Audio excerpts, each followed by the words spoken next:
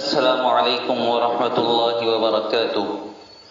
الحمد للہ رب العالمین والصلاة والسلام على سید الانبیاء والمرسلین سید الاولین والآخرین وحبیب رب العالمین امام المتقین خاتم النبیین رحمت للعالمین شفیع المذنبین سیدنا ومولانا وشفیعنا وحبیبنا محمد بن عبد اللہ الامین وعلى آلہ وصحبہ اجمعین، اما بعد۔ سامعین محترم، آج کی ہماری یہ احکام و مسائل کی مجلس، سیکھنے سکھانے کی یہ مجلس، یہ بہت ہی اہم ترین موضوع سے متعلق ہے، اور آج کی اس مجلس میں جو باتیں بیان کی جائیں گی ان کا تعلق منی، مزی اور ودی سے ہے۔ آپ جانتے ہیں کہ یہ انتہائی ایک حساس موضوع ہے، لیکن اس کا تعلق براہ راست انسان کی پاکی اور ناپاکی سے ہے۔ جتنا نازک ہے اتنا ہی زیادہ اہم ہے اور اتنا ہی زیادہ ضروری ہے۔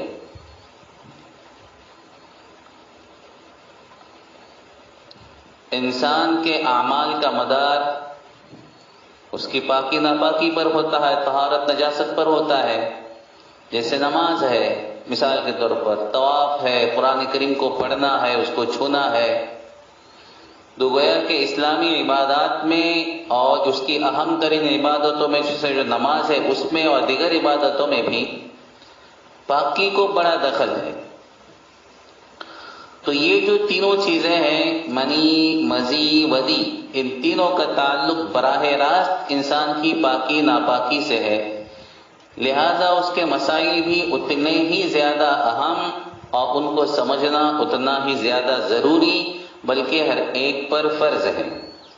اس واسطے یہ مسائل یہاں پر آپ کے سامنے پیش کیے جاتے ہیں، اور اس میں شرم کی کوئی بات اس لیے بھی نہیں ہے۔ حضور پاک صلی اللہ علیہ وسلم کی خدمت میں ایک عورت حضرت ام سلیم رضی اللہ عنہا یہ حاضر ہوئی تھی، اور انہوں نے اپنا ایک مسئلہ حضور سے دریافت کیا تھا، یہ کہہ کے کہ اللہ تعالی حق بات کو بیان کرنے سے شرماتا نہیں ہے۔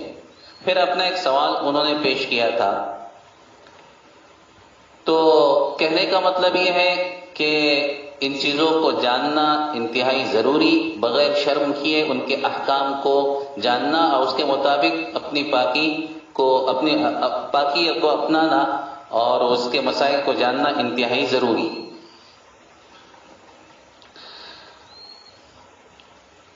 تو سب سے پہلے تو ہم دیکھیے، انسان کی شرمگاہ سے خارج ہونے والی کئی چیزیں ہوتی ہیں۔ مثلا مرد کی شرمگاہ سے منی، مزی اور ودی خارج ہوتی ہے، اور عورت کی شرمگاہ سے ان چیزوں کے علاوہ خون بھی خارج ہوتا ہے۔ تو حیض، نفاس اور استحاضہ کے مسائل کے لیے ہم الگ سے اس پر کوئی روشنی نہیں ڈالیں گے۔ اس کے واسطے ایک کتاب مسائل طہارت برائے خواتین یہ آپ کے پاس پہنچ چکی ہے، تو آپ اس سے ان مسائل کو جان سکتے ہیں۔ البتہ باقی جو چیزیں ہیں، تو سب سے پہلے تو منی، یہ کیا ہے؟ یہ سفید اور گاڑھا ایک مادہ ہوتا ہے جو انسان کی اگلی شرمگاہ سے نکلتا ہے، اور اس میں گیہوں کے گوندے ہوئے آٹے کے مانند بو آتی ہے، اگر وہ تر ہے، گیلا ہے تو۔ اسی سے انسانوں اور جانوروں کی پیدائش ہوتی ہے۔ وَلَقَدْ خَلَقْنَا الْإِنسَانَ مِنْ سُلَالَةٍ مِّن مَّاءٍ مَّهِينٍ، تو یہ وہی پانی ہے، وہی وہ منی کے قطرات ہیں جن کے ذریعے سے انسان کی پیدائش ہوتی ہے اور جانوروں کی بھی پیدائش ہوتی ہے۔ اسے منی کہتے ہیں۔ یہ نیند میں احتلام کی صورت میں نکلتا ہے یا جماع کے وقت نکلتا ہے، کبھی بیداری میں بھی یہ نکل سکتا ہے، اور اس کو انزال کہتے ہیں۔ تو یہ ہے منی. اس کی کچھ خاصیتیں بھی کتابوں میں ذکر کی گئی ہیں، یعنی اس کو پہچاننا کیسا، اس کو بھی کتابوں میں نقل کیا گیا ہے. منی کے کچھ خواص ہیں. نمبر 1، اگر تر ہے، نگیلی ہے، تو اس کی بو گوندے ہوئے گیہوں کے آٹے کے مانند ہوگی. یا کھجور ہوتا ہے، کھجور کا جو گچھا ہوتا ہے، خوشہ اس کی طرح سے ہوگی. اور اگر منی خشک ہے، سوکھی ہوئی ہے، تو اس میں انڈے کی سفیدی کی طرح سفیدی پائی جائے گی. نمبر 1. نمبر 2، منی جب نکلتی ہے تو اچھل کر نکلتی ہے.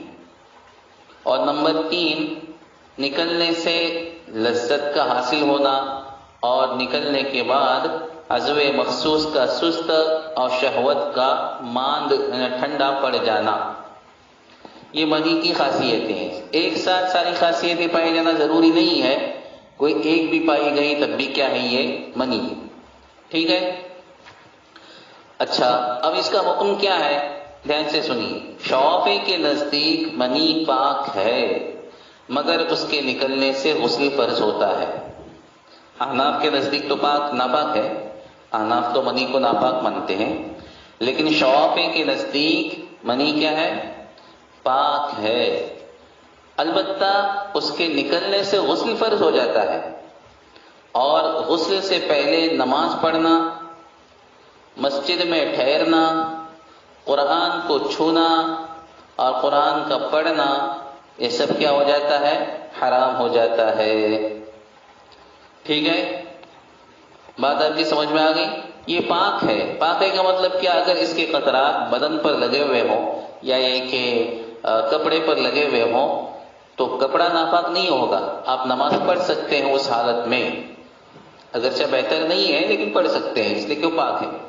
لیکن غسل فرض ہوتا ہے، اور غسل سے پہلے یہ چند چیزیں حرام ہو جاتی ہیں. جیسے نماز نہیں پڑھ سکتے آپ اس حالت میں، مسجد میں ٹھہر نہیں سکتے، آپ قرآن کو چھو نہیں سکتے، قرآن کو پڑھ بھی نہیں سکتے، اسی طرح سے مسجد حرام میں طواف نہیں کر سکتے، وغیرہ وغیرہ.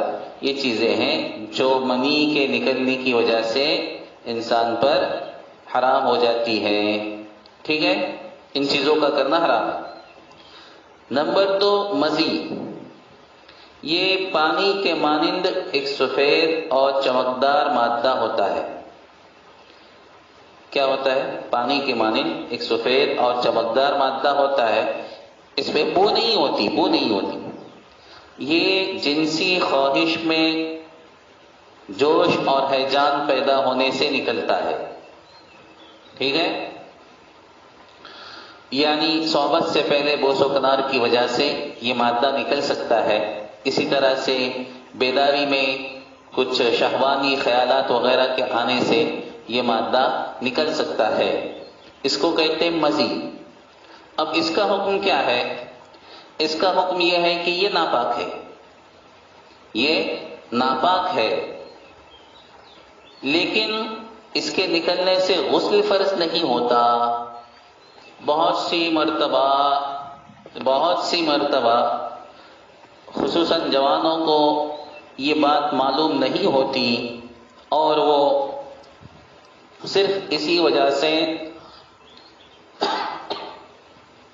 نماز سے کتراتے ہیں اور نماز نہیں پڑھتے.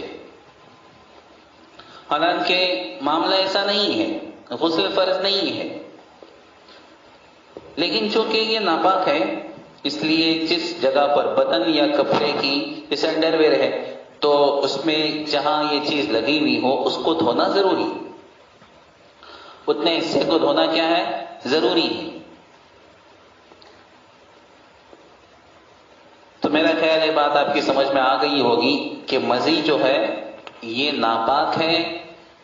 یہ بدن اور کپڑے کو جہاں لگے اس کو دھونا ضروری ہے، لیکن اس کے نکلنے کی وجہ سے غسل فرض ہوتا نہیں ہے. بہت آسانی کے ساتھ انسان دھو کر نماز کے لیے آ سکتا ہے. ٹھیک ہے.